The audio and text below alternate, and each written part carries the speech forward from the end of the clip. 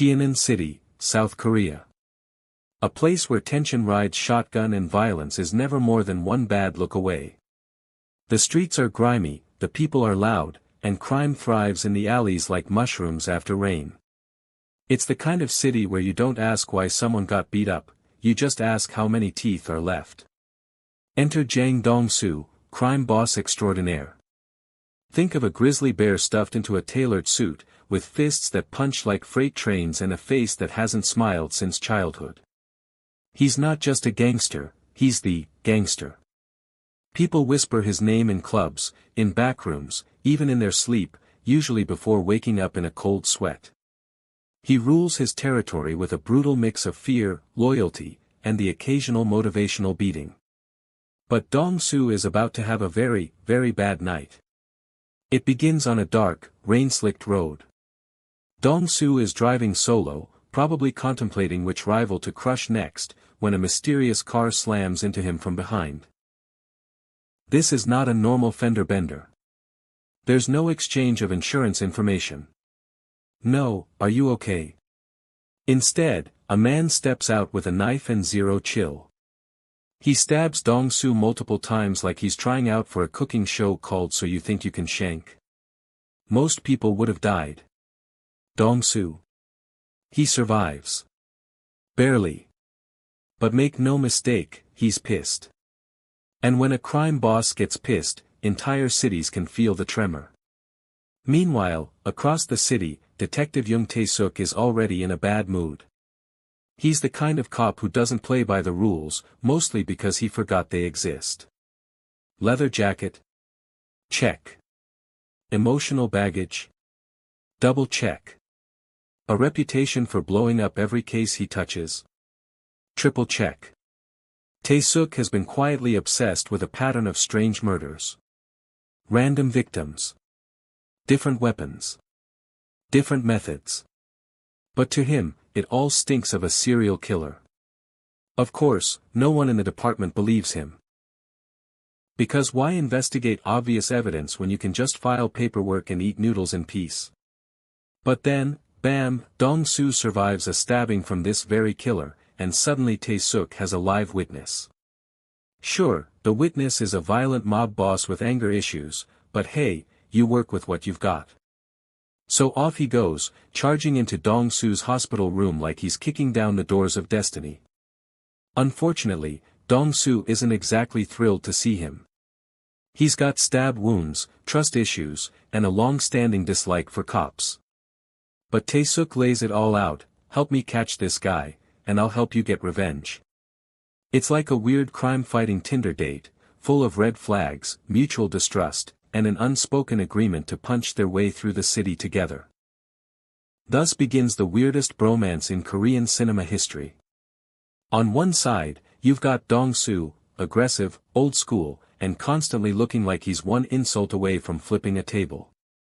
On the other, Tae-suk, hot-headed, slightly unhinged, and allergic to authority. Together, they form the most dysfunctional duo since Batman and Joker's therapist. They start piecing together clues.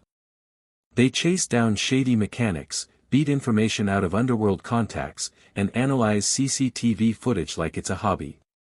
It's a beautiful mess of broken noses and back-alley threats. Somewhere in the chaos, they discover the killer's name, Kang Kyung-ho. Now, Kyung-ho isn't your typical psycho. He's not loud. He's not flashy. He's the human equivalent of elevator music, forgettable, quiet, and deeply unsettling. He kills for fun. That's it. No tragic backstory. No twisted manifesto. Just vibes. Murdery, unsettling vibes. His favorite method? Rear-end a car, wait for the driver to step out, and stab them repeatedly with the enthusiasm of someone trying to win a knife-throwing contest without the throwing. And somehow, no one caught him before. Probably because he looks like the guy who works in accounting and never makes eye contact. Eventually, after a lot of yelling, fighting, and angry car rides, Dong-soo and Tae-suk corner Kyung-ho in a nightclub. What follows is not a quiet arrest. Imagine a tornado of fists, blood, and neon lights. Tae-suk tries to follow protocol. Dong-soo treats protocol like it owes him money. At the end of the chaos, Kyung-ho is on the ground, cuffed and finally caught. Victory, right? Ha. No. Back at the station, they realize the case is flimsier than a wet tissue. No clear forensic evidence. No witnesses willing to talk. The legal system, as it turns out, does not accept "he's creepy and stabbed me" as definitive proof. The prosecution needs more. And here's where Dong-soo pulls a classic mob boss move: he offers to testify, on one condition. He wants to be transferred to the same prison as Kyung-ho. Tae-suk pauses. He knows this is a terrible idea. He also knows that without Dong-soo's help, the killer walks. So he agrees.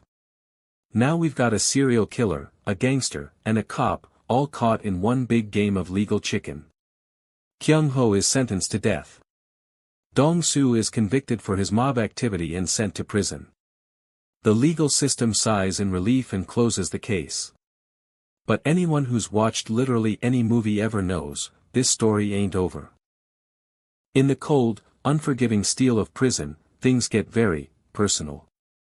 The final showdown takes place in the shower room, because apparently even justice needs dramatic lighting and echoing footsteps. Kyung-ho is shackled. Vulnerable. Still grinning like he doesn't know what's coming. And then Dong-soo walks in. Slow. Calm.